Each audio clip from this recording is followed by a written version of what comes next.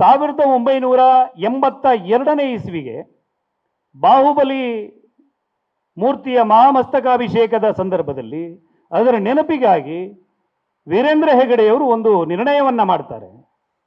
ನಾವು ಇಡೀ ಬೆಳ್ತಂಗಡಿ ಏನು ಈ ಗ್ರಾಮವನ್ನ, ಈ ತಾಲೂಕನ್ನ, ಬೆಳ್ತಂಗಡಿಯ ತಾಲೂಕನ್ನ ಒಂದು ಮಾದರಿಯಾದಂಥ ಒಂದು ತಾಲೂಕನ್ನಾಗಿ ನಾವು ರೂಪಿಸಬೇಕು.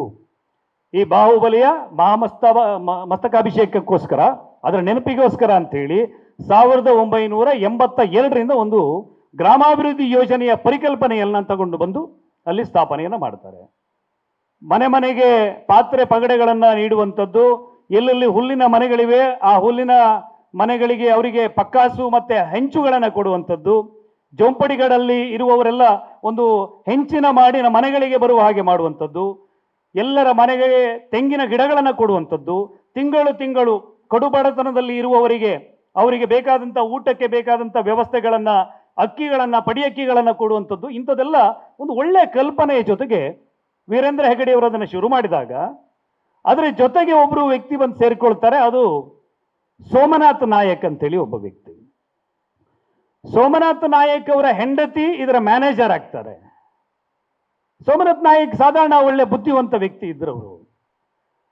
ಅಲ್ಲಿ ಒಂದು ತಪ್ಪೇನಾಗ್ತದೆ ಅಂತ ಹೇಳಿದರೆ, ಆ ಕಾಲದಲ್ಲಿ ಅಲ್ಲಿನ ಹಾಡಿಗಳಲ್ಲಿ ಇರುವಂತಹ ಕೆಲವು ಕುಟುಂಬಗಳು ಆಮಿಷಕ್ಕೆ ಬಲಿಯಾಗಿ ಅವರ ಮನೆಗಳಲ್ಲಿ ಆಗಲೇ ಶಿಲುಬೆಗಳು ಬಂದು ಕೂತಿವೆ. ಅವರ ಮನೆಯ ಮುಂದೆ ಇದ್ದಂಥ ತುಳಸಿ ಕಟ್ಟೆಗಳನ್ನು ಒಡೆದು ಅಲ್ಲಿ ಶಿಲುಬೆಗಳನ್ನು ನೆಡಲಾಗಿತ್ತು.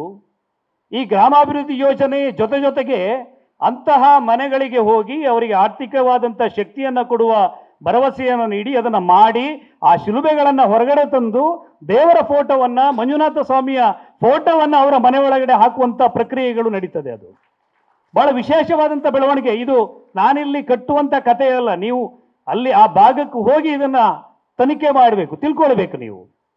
ಆ ಬೆಳವಣಿಗೆಗಳಲ್ಲೇ ಇದ್ದವರು ನಮ್ಮ ಸೋಮನಾಥ ನಾಯಕರು. ಅವರು ಒಂದು ಯೋಚನೆಯನ್ನು ಮಾಡ್ತಾರೆ. ಇಷ್ಟೆಲ್ಲ ಒಂದು ಏನು ಬಹಳ ಬುಡಕಟ್ಟು ಜನಾಂಗದವರ ಅಭಿವೃದ್ಧಿಗಳಾಗ್ತಾ ಇವೆ ಇಲ್ಲಿ. ಧರ್ಮಸ್ಥಳದವರಿಗೆ ಇದರಿಂದ ಏನು ಆರ್ಥಿಕವಾದ ಕ್ರೋಢೀಕರಣದ ಯೋಚನೆಗಳಿಲ್ಲ, ಹಾಗಾಗಿ ನಾನೇನಾದರೂ ಮಾಡಬಹುದಾ ಅಂಥೇಳಿ ಅವರೊಂದು NGO ಮಾಡಿಕೊಂಡು NGO ಸ್ವರೂಪವನ್ನು ಕೊಟ್ಟು ವಿದೇಶಿ ಫಂಡ್ಗಳನ್ನು ತರಿಸ್ಕೊಳ್ತಾರೆ.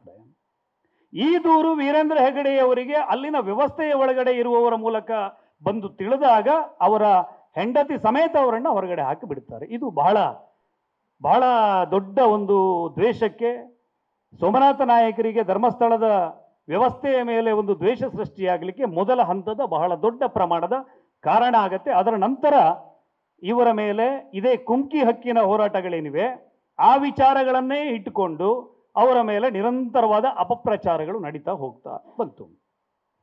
ಅದರ ಮೇಲೆ ಮಾನನಷ್ಟ ಮೊಕದ್ದಮೆಯನ್ನು ಹಾಕಿ ಸೋಮನಾಥ ನಾಯಕರಿಗೆ ತಾಲೂಕು ಕೋರ್ಟ್ನಲ್ಲಿ ಶಿಕ್ಷೆ ಆಗತ್ತೆ.